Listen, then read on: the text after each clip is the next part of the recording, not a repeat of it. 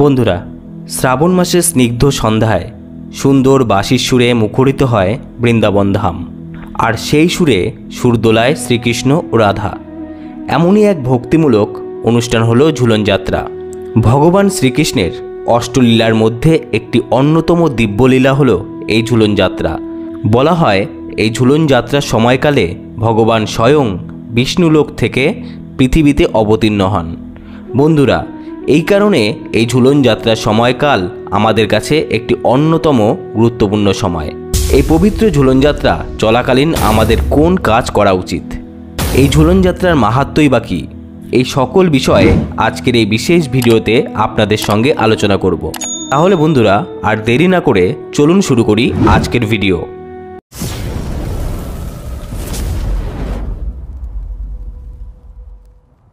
বন্ধুরা, শাস্ত্র অনুসারে এই 5 দিন একটি অত্যন্ত গুরুত্বপূর্ণ সময়কাল। শাস্ত্র বিশেষজ্ঞদের মতে ভগবান শ্রীকৃষ্ণের যে দ্বাদশ যাত্রার কথা শাস্ত্রে উল্লেখ রয়েছে, তার মধ্যে একটি অন্যতম যাত্রা হলো ঝুলন যাত্রা। তাই নানা দিক থেকে এই 5টি দিন আমাদের কাছে যথেষ্ট গুরুত্বপূর্ণ। বলা হয়ে থাকে এই পবিত্র ঝুলন যাত্রায় রাধাকৃষ্ণকে যদি সন্তুষ্ট করা যায়, তাহলে ভগবান শ্রীকৃষ্ণ এবং শ্রী রাধারানীর আশীর্বাদে ভক্তের সকলে মনের ইচ্ছা পূরণ হয়। আর সেই কারণেই এই সময় ঘরে ঘরে রাধাকৃষ্ণ যুগল মূর্তির পূজা করা হয়।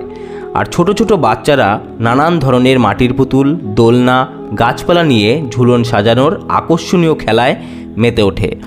বন্ধুরা, এই পবিত্র সময়কাল সমস্ত দিক থেকেই শুভ হিসেবে গণ্য করা হয়ে থাকে। তাই যে কোনো শুভ কাজ এই পবিত্র সময়কালে আপনি করতেই পারেন, তার শুভ ফল আপনি অবশ্যই পাবেন। ভিডিওর পরবর্তী অংশে যাওয়ার আগে আপনাদের কাছে অনুরোধ, আমাদের ভিডিও যদি আপনাদের ভালো লেগে থাকে তবে লাইক, কমেন্ট এবং সাবস্ক্রাইব অবশ্যই করবেন।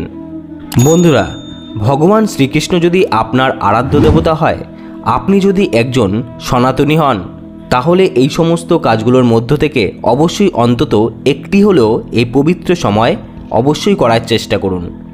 বন্ধুরা, আমরা প্রত্যেকেই জানি এই সময়ে শ্রীকৃষ্ণ এবং শ্রী রাধার প্রেমের পূর্ণ বিকাশ হয়েছিল। বৃন্দাবনে রাধা এবং কৃষ্ণের প্রেমলীলাকে কেন্দ্র করে দাপর যুগে এই ঝুলন উৎসবের সূচনা হয়েছিল। ঝুলন শব্দটির অর্থ হলো দোলনা, যে কারণে এই সময়ে শ্রীকৃষ্ণ ও শ্রী রাধার যুগল মূর্তি একত্রে দোলনায় স্থাপন করা হয়ে থাকে। তাই এই সময়কালে অন্তত একটি দিনের জন্য হলেও শ্রী রাধাকৃষ্ণের যুগল মূর্তিকে যদি আপনি দোলনায় বসাতে পারেন, বা দোলনায় বসা রাধা কৃষ্ণের যুগল মূর্তিকে যদি আপনি ভক্তি ভরে নিজের হাত দিয়ে দোলাতে পারেন, তাহলে এই সময় তা পরম পুণ্যের কাজ হিসেবে গণ্য করা হয়ে থাকে। এই 5 দিনের মধ্যে অন্তত একটি দিনের জন্য হলেও ভগবান শ্রীকৃষ্ণ এবং শ্রী রাধার যুগল মূর্তির পূজা করুন। পূজার সময় অবশ্যই হলুদ বস্ত্র ধারণ করুন, সাথে হলুদ রঙের ফুল এবং হলুদ রঙের যে কোনো প্রকারের ফল অতি অবশ্যই ভগবান শ্রীকৃষ্ণ এবং শ্রী রাধাকে অর্পণ করুন। কারণ ভগবান শ্রীকৃষ্ণের অত্যন্ত পছন্দের রং হলো হলুদ রং। আর হ্যাঁ, এই পূজার সময় সামান্য মিষ্টান্ন জাতীয় দ্রব্য কখনোই দিতে যেন ভুলবেন না। বন্ধুরা, তৃতীয় যে বিষয়টির কথা বলবো সেটি সবথেকে বেশি গুরুত্বপূর্ণ। ভগবান শ্রীকৃষ্ণ নিজেই একথা জানিয়েছেন যে যদি কোনো ভক্ত তার জন্য এই কাজটি করে থাকেন, তাহলে তিনি সবথেকে বেশি প্রসন্ন হন। আর তা হলো পবিত্র গীতা পাঠ করা। হ্যাঁ বন্ধুরা, এই পবিত্র দিনে যদি আপনি একটি দিনের জন্য হলেও গীতা পাঠ করতে পারেন, সেটি সবথেকে পুণ্যের কাজ হিসেবে গণ্য হবে। তবে এক্ষেত্রে বলে রাখা প্রয়োজন, শুধুমাত্র গীতা পাঠ করলেই হবে না, গীতার অর্থ বোঝা প্রয়োজন। বন্ধুরা, এই পবিত্র দিনে অন্তত একটিবারের জন্য হলেও গীতা পাঠ করুন, দেখবেন মন আনন্দে ভরে উঠবে। শেষ করার আগে আপনাদের কাছে অনুরোধ, আপনারা কমেন্ট বক্সে অবশ্যই জয় শ্রী রাধাকৃষ্ণ লিখতে ভুলবেন না। সুস্থ থাকুন, ভালো থাকুন, ধন্যবাদ।